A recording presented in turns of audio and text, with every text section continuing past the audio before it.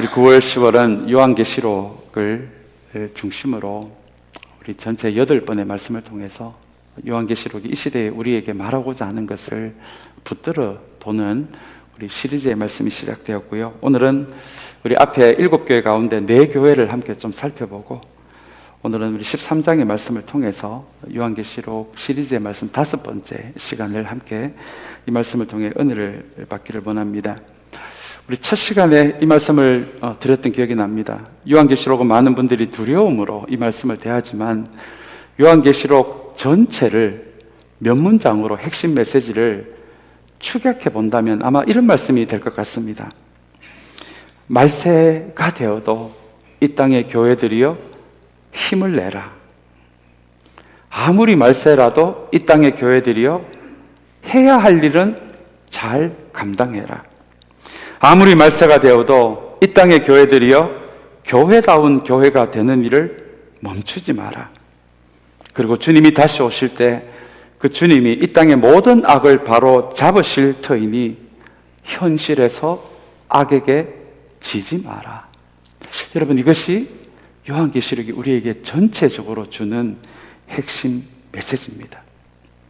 우리를 위로하시고 격려하시고 힘을 주시기 위해 기록된 것이 요한계시록이지, 우리를 무섭게 두렵게 하기 위해 기록된 말씀이 아니라는 것을 기억하는 것이 요한계시록을 읽는 굉장히 중요한 방식입니다. 오늘 이 말씀을 통해서도 사랑하는 여러분, 우리에게 막연히 두렵게 남아있는 666에 대한 이야기를 오늘 조금 할 텐데요, 이 말씀이 우리에게 두려움이 아니라 다시 한번 힘과 격려와 우리에게 이 시대가 정말 말세의 한 부분이라면 이 시대를 잘 분별할 수 있는 분별력을 배울 수 있는 오늘 이 예배 시간이 되시기를 주님의 이름으로 간절히 축원합니다. 이 666 이야기는 신앙의 연수가 좀 되시는 분들은 아마 잘 알고 있는 말씀이 될 것 같습니다. 그러나 우리 한국 교회들이 이 666을 잘못 해석해서 요한계시록을 잘못 읽어서 이 666을 바르게 이야기하지 못했던 그런 시절들이 있었습니다.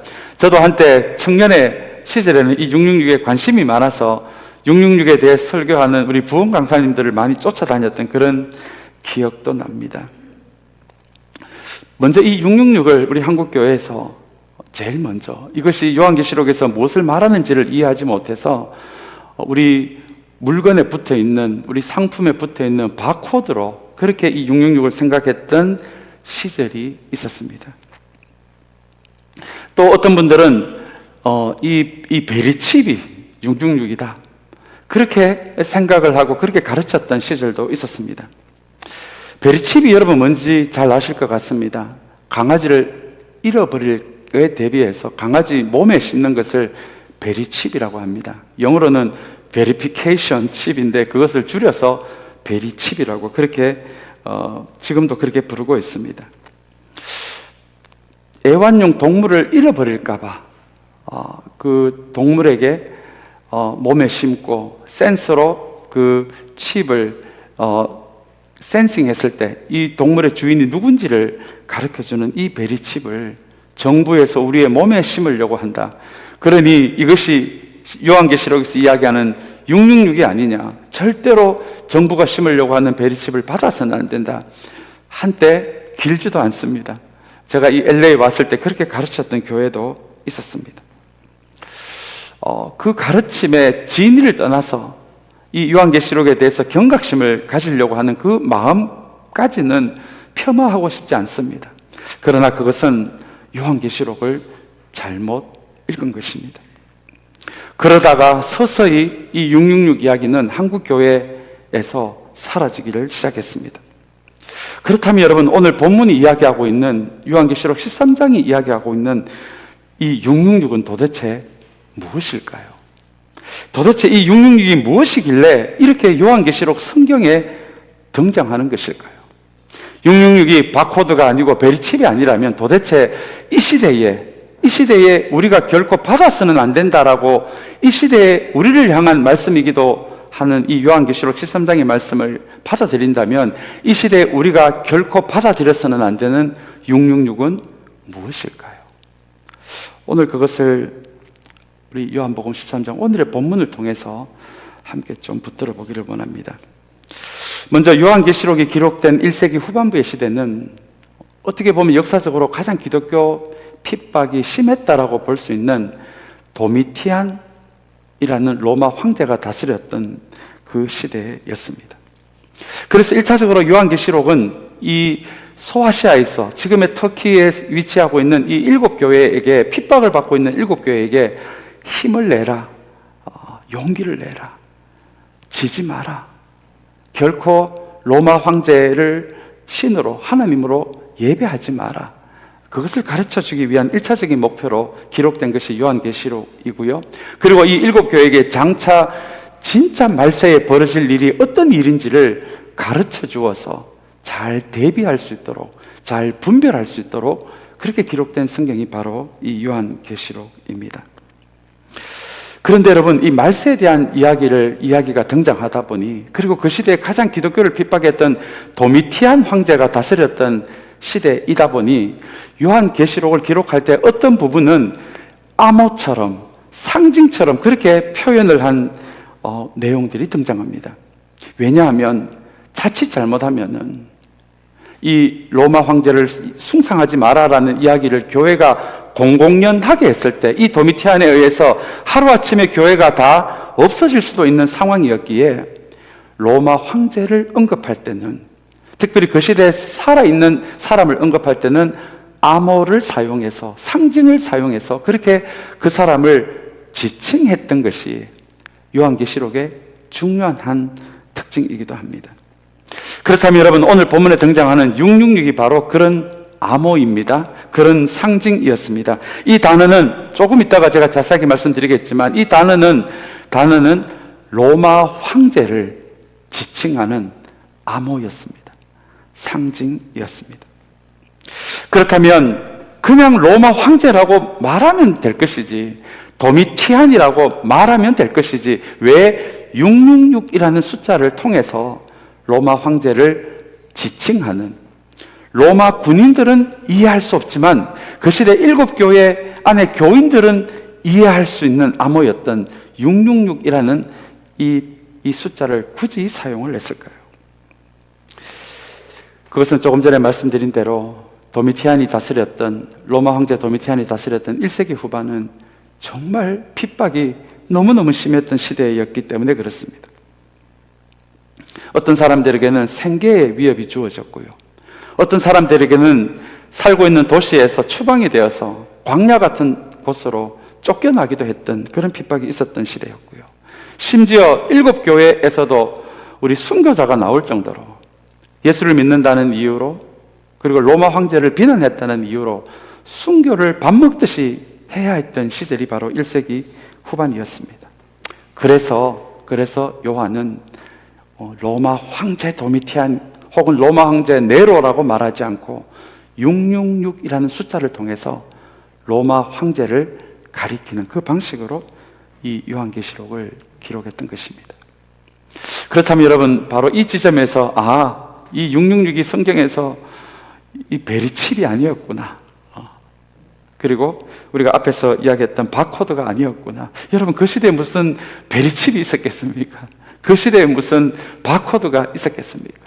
먼저 성경이 기록된 그 시대에 이것이 무엇을 의미하는지를 우리가 먼저 배워야 하는 것이 여러분, 성경을 읽는 올바른 방식이 아닐까요? 그렇다면 도대체 이 666은 무엇이길래 유대인들은, 이스라엘 사람들은 이것이 무슨 숫자인지를 그렇게 잘 알 수가 있었을까요? 우선 여러분, 6이라는 숫자에 대해서 함께 좀 간단하게나마 좀 살펴보기를 원합니다. 성경에서 6은 인간을 의미합니다. 사람을 의미합니다. 유대인들은 다 알고 있는, 인간을 의미한다라는 숫자가 6이라는 것을 다 알고 살았던 시대였습니다. 왜냐하면 창세기에서 인간이 창조된 날이 바로 6번째 날이었기 때문입니다. 우리 한국 사람들은 사자를 안 좋아합니다. 한국 사람이면 사자를 다 피하고 싶어 하는 그것처럼 이스라엘 사람들이라면 사람이 6일 날에, 6째 날에 창조되었기에 6이 사람을 의미한다라는 것은 유대인들이라면, 그리고 유대인들과 함께 예배드리는 이방인들이라면 모두 알고 있는 숫자였습니다. 그렇다면 하나님을 상징하는 숫자는 무엇일까요? 여러분, 7입니다. 7이라는 숫자입니다. 왜냐하면 우리 6을 마지막으로 모든 세상이 창조가 되고 인간까지 창조가 되고 7일날 하나님이 모든 창조를 마친 후에 안식하신 날이었기 때문에, 그래서 성경에서 6은 사람, 7은 하나님이라는 이런 상징이 생기게 된 것입니다.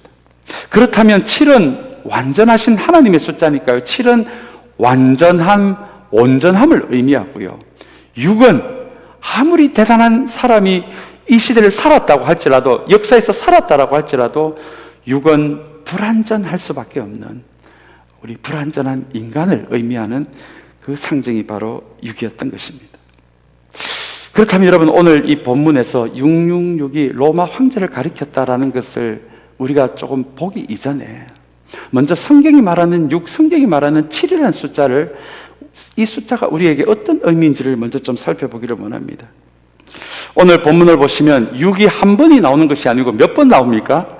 666, 세 번이나 등장합니다.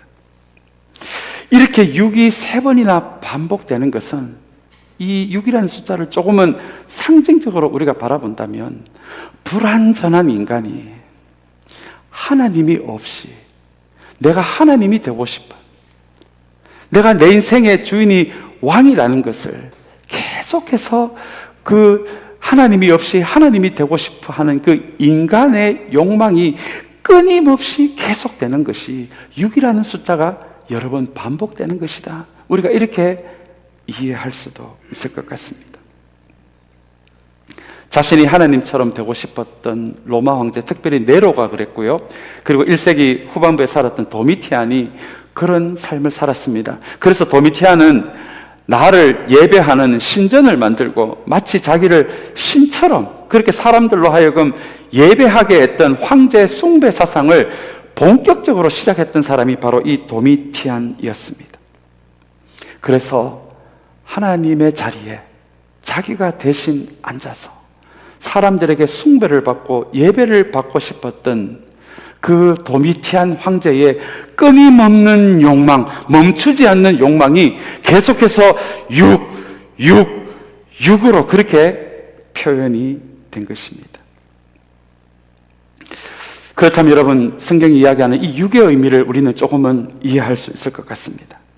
로마 황제뿐만 아니라 저와 여러분들도 저와 여러분의 인생의 주인이 하나님이 아니라, 여전히 내가 하나님의 자녀가 되었음에도 불구하고 내 인생의 주인이 마치 나처럼, 내가 내 인생의 왕처럼 여러분 그렇게 살아가고 있다면 그 인생이 바로 6의 인생이 아닐까요?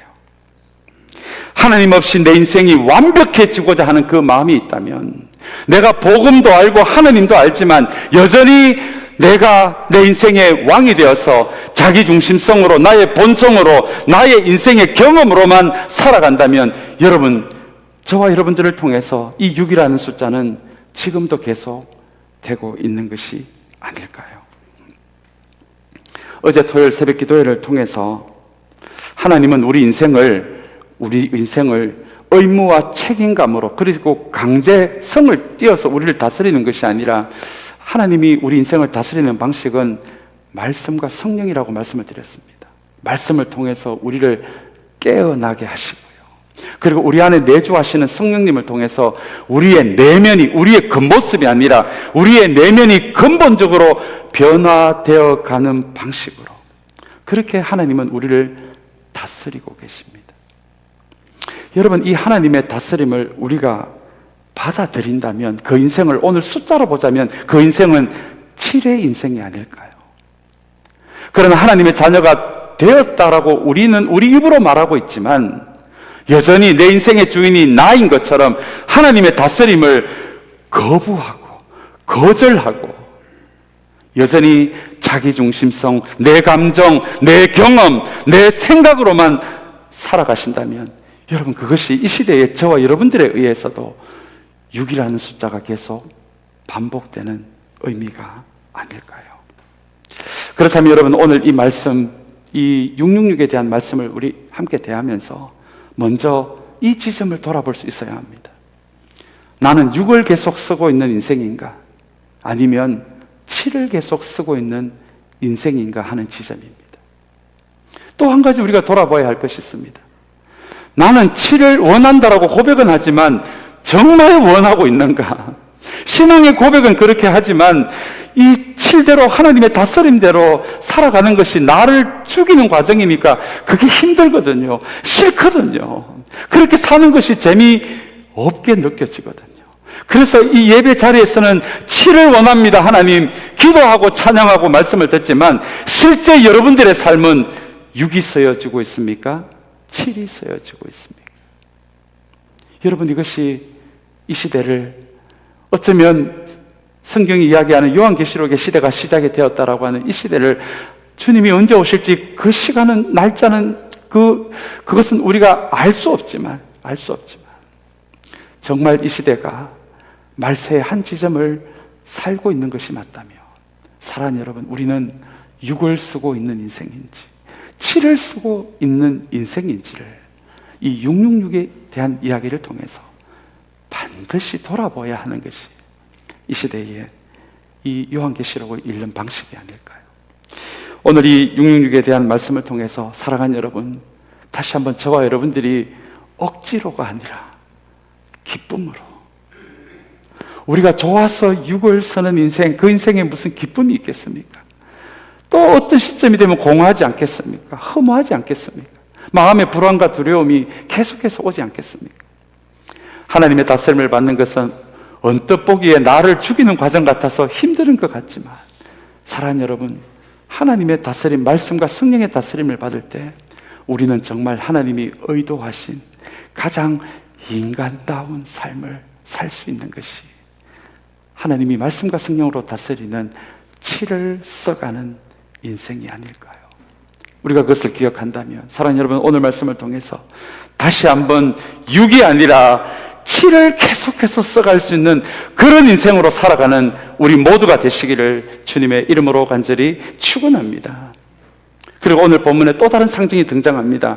짐승이라는 단어가 우리 오늘 말씀해 보시면 11절에서 15절까지 계속해서 반복이 됩니다. 우리는 오늘 이 13장의 말씀을 중간부터 읽었지만 1절부터 보시면 우리 또 다른 짐승이 나옵니다. 바다에서 나온 짐승 하나. 오늘 우리가 읽은 이 본문에서는 땅에서 올라오는 짐승, 이 두 짐승이 등장합니다.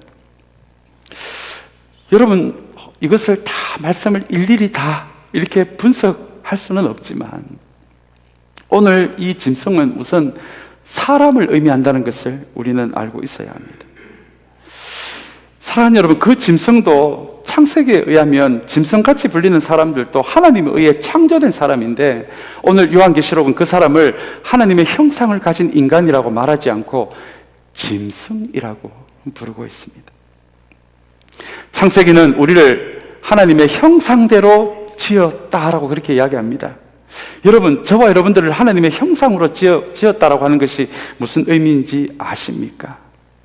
하나님의 형상대로 지원받았다라고 하는 것은, 우리 하나님은 지정의를 먼저 가지신 존재가 아니십니까? 하나님은 다 아십니다. 감정을 느끼십니다. 이 세상을 구원하겠다, 나의 아들 예수 그리스도를 보내겠다, 의지를 가지신 분이십니다. 하나님은 인격과, 완벽한 인격과 성품을 가지신 분이십니다.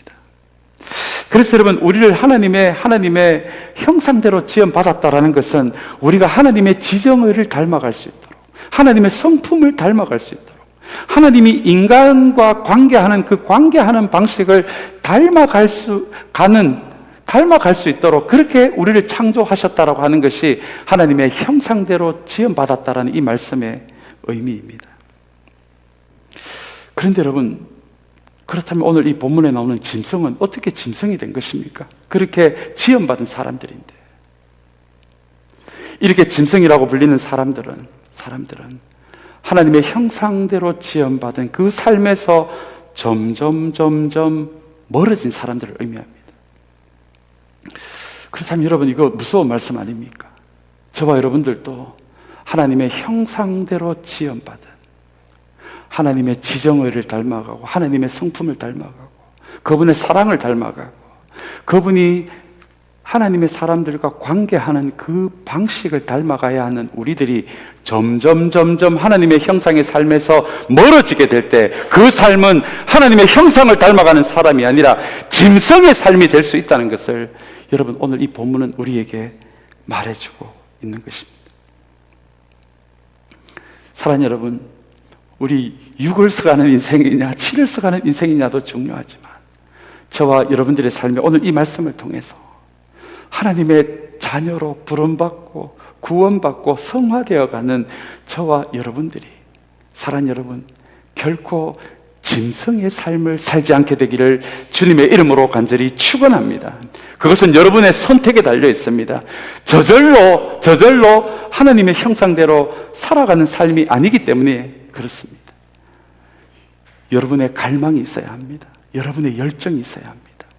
하나님의 형상대로 살아가고자 하는 그 갈망이 없어지게 될 때 나의 자기중심성과 나의 본성과 나의 생각과 감정과 우리 사람을 관계하는 나의 익숙한 방식으로 계속 돌아가려는 연약함이 우리에게 있지 않겠습니까?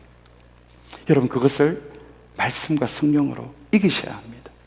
이기지 못하면 짐승의 삶이 됩니다.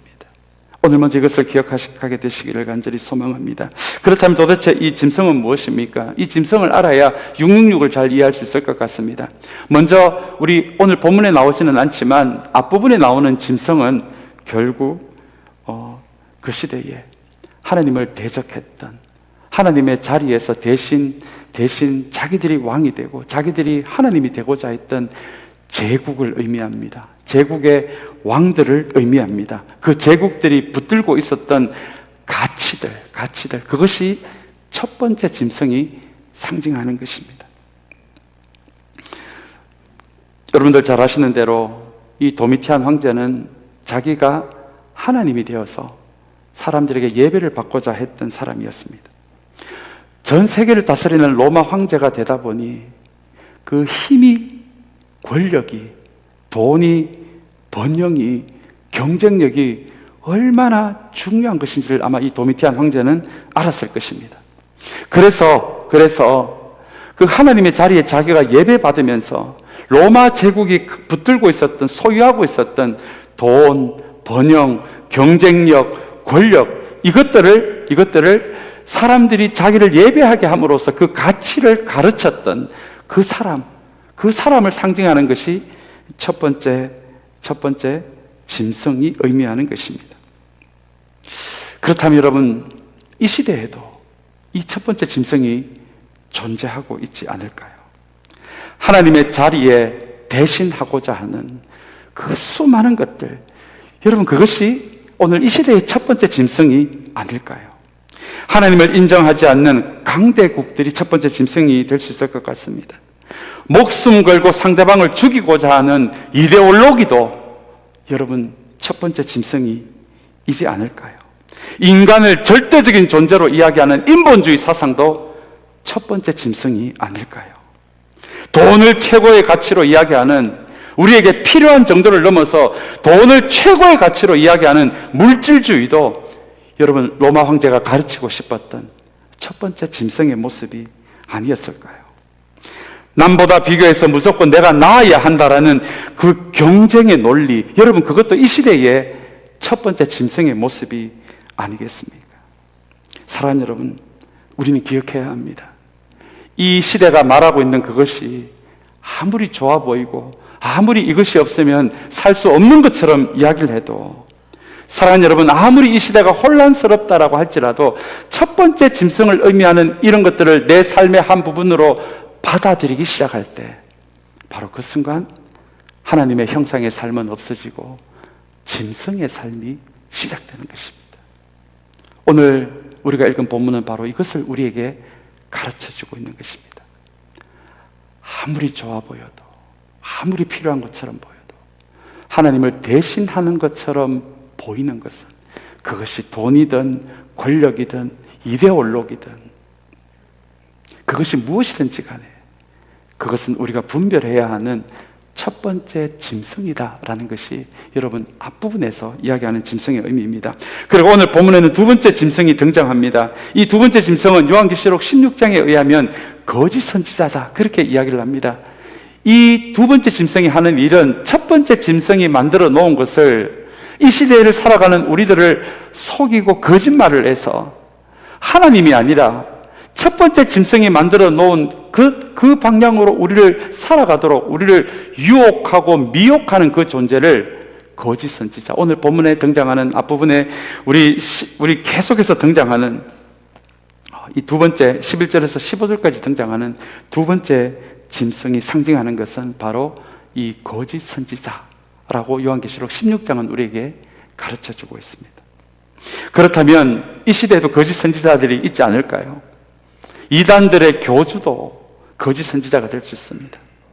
그러나 이렇게 저처럼 주일에 우리 교회에서 예배를 인도하는 저도 성경이 가르치는 복음의 무엇인가를 썩기를 시작해서 복음만으로는 충분하지 않으니 복음 이외의 것으로 제가 여러분들의 마음을 돌린다면 저도 오늘 성경에서 이야기하는 두 번째 짐승의 삶이 되지 않을까요?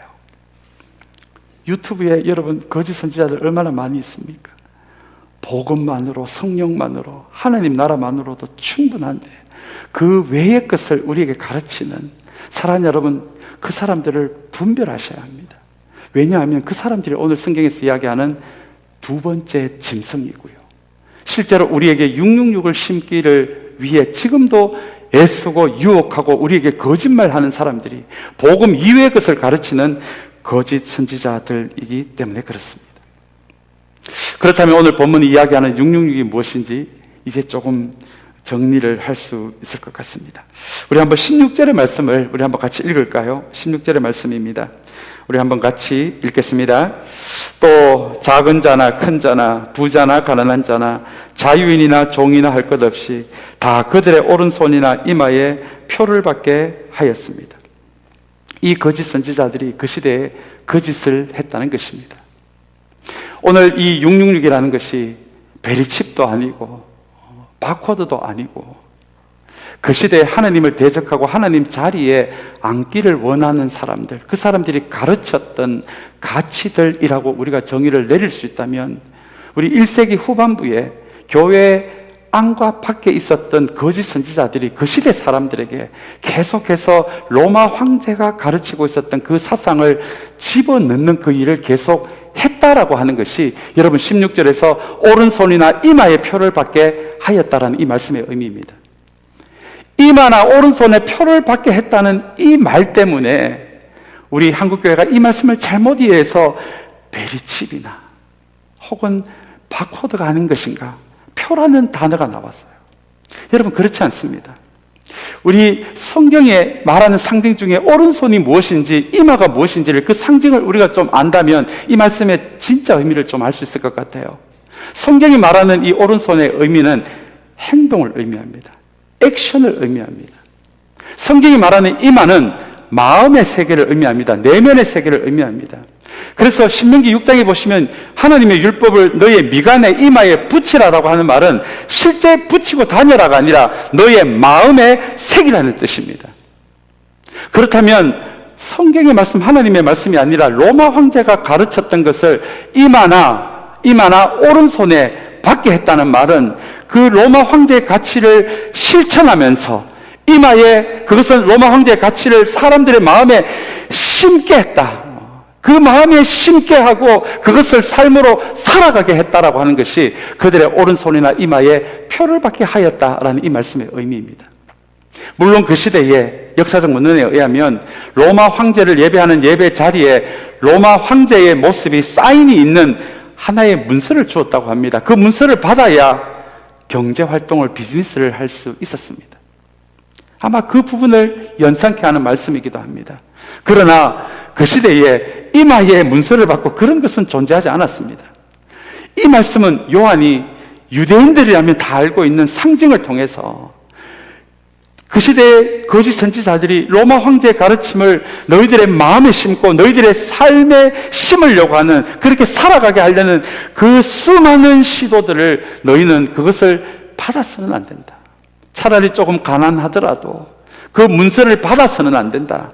여러분, 그 로마 황제의 가르침을 마음에 심어서는 안 된다. 결코 로마 황제의 가르침을 삶으로 살아내서는 안 된다. 라는 의미가 오른손이나 이마에 표를 받게 하였다라는 이 말씀에 담겨져 있습니다. 그렇다면 우리 마지막으로 17절 18절의 말씀도 우리 한번 같이 읽겠습니다. 우리 17절 18절의 말씀 우리 이어서 우리 한번 같이 읽겠습니다. 누구든지 이 표를 가진 사람 곧 그 짐승의 이름이나 그 이름을 나타내는 숫자로 표가 찍힌 사람이 아니면 아무도 팔거나 사거나 할 수 없게 하였습니다. 우리 18절 말씀, 여기에 지혜가 필요합니다. 지각이 있는 사람은 그 짐승을 상징하는 숫자를 세어보십시오. 그 수는 어떤 사람을 가리키는데 그 수는 666입니다. 그렇다면 그냥 로마 황제라고 말하면 될 것이지 왜 666이라고 그렇게 표시를 했을까요? 사랑하는 여러분, 그 시대에 이것도 유대인들이 가졌던 하나의 어떤 습관 같은 것인데요. 우리 유대인들은 무엇인가 엄밀한 것을 표현할 때 그 시대 그 사람들이 가지고 있는 숫자를 사용하지 않고 히브리어 알파벳에 해당되는 숫자를 사용해서 엄밀한 암호를 만들었다는 그런 문헌의 기록이 많이 있습니다. 그것을 게마트리아라고 합니다. 그 시대 유대인들이 숫자도 사용했지만 우리 히브리어 알파벳에 보시면 알파벳에 해당되는 숫자가 있었습니다. 그러면 그냥 도미티안이라고 하든지 황제 네로라고 하면 될 텐데 그렇게 잘못 썼다가는 교회가 하루아침에 없어질 수도 있으니 요한은 그것을 게마트리아 방법을 통해서 히브리어 단어에 해당되는 숫자를 다 합쳐서 그것을 666으로 만드는 그 방법을 사용한 것이 바로 게마트리아인데요. 그렇다면 황제 네로라는 것을 히브리어 알파벳으로 표현했을 때 여러분 그 히브리어 단어에 해당되는 숫자를 다 모은 숫자의 합이 바로 666입니다. 그렇게 해서 현재 도미티안 황제가 이 666을 알아보지 못하도록, 그리고 황제가 알아보는 순간 큰일이 나니까 도미티안 현재 살아있는 왕이 아니라 이미 죽은 이전에 기독교를 핍박했던 네로 황제를 히브리어 철자로 표현하고 그 숫자를 다 합친 숫자가 666. 아마 이것은 로마 사람들은 알지 못했을 것입니다. 그러나 유대인들이라면, 게마트리아를 알고 있는 유대인들이라면 이 666이 누구를 상징하는지, 로마 황제를 상징하고 있고 로마 황제가 가르치는 그 가치를 666이다라는 것을 아마 이스라엘 사람들은 알고 있었던 것이죠. 그래서 666이 그렇게 등장하게 된 것입니다. 이제 말씀을 맺기를 원합니다. 사랑하는 여러분, 오늘 그 시대의 666이 로마 황제의 가르침, 그리고 로마 황제를 의미하고 제국을 의미하는 것이라면 이 시대에, 우리가 살아가고 있는 이 시대에 666은 무엇일까요? 그것은 베리칩도 아니고 바코드도 아닐 것입니다. 우리가 요한계시록에 쓰여진 그 의미로 이 시대에 옮겨서 본다면 이 시대에 하나님의 자리에 앉아 있는 것들, 그리고 복음과 성령과 하나님 나라 이외에 이거 없으면 우리 인생 큰일 난다고 말하는, 그렇게 하나님 자리에 앉아 있는 그 모든 것이 여러분 666이 아닐까요? 그렇다면 이 시대 이 666은 이렇게 결론 내릴 수 있을 것 같습니다. 이 시대가 아무리 혼돈스러워도, 이 시대가 아무리 즐거워도 하나님 자리에 앉아 있는 그것을 결코 우리의 마음으로 받아들이고 우리의 삶으로 살아가서는 안 된다. 그것이 여러분 666을 이마에도 받지 말고 오른손에도 받지 말라라고 하는 오늘 이 요한계시록의 말씀을 이 시대에 우리가 붙드는 방식이 되어야 하지 않을까요? 사랑하는 여러분, 하나님 자리에 놓여진 모든 것이 666이라면 다시 한번 우리의 인생이 계속 6을 써가는 인생이라면 저와 여러분들은 어쩌면 지금 이 시대에 우리의 이마와 손에, 오른손에 666을 계속 받고 있는 인생이지 않겠습니까? 오늘 우리에게 주시는 요한계시록의 시리즈의 말씀 13장의 말씀을 통해서 다시 한번 앞에 드린 말씀처럼 이 시대 아무리 육이 잘나 보이고 아무리 육이 힘세 보여도 사랑하는 여러분, 저와 여러분들의 인생은 치를 써가는 인생, 하나님의 자리만큼은 그 어떤 것도 다른 것을 놓지 않는 치를 써가는 인생으로 살아갈 것을 이 예배 자리에서 결심하고 기도하신다며 여러분, 그것이 이 시대에 666을 받지 않는 우리 크리스찬의 삶의 모습이 아닐까요? 이것을 기억하며 살아가는 사랑하는 여러분, 결코 육이 우리 인생에 가끔 필요하다라고 할지라도 그 육을 우리의 이마와 오른손에 받지 않는 우리 거룩한 하나님의 자녀들로 이 말세 시대를 살아가게 되시기를 주님의 이름으로 간절히 축원합니다.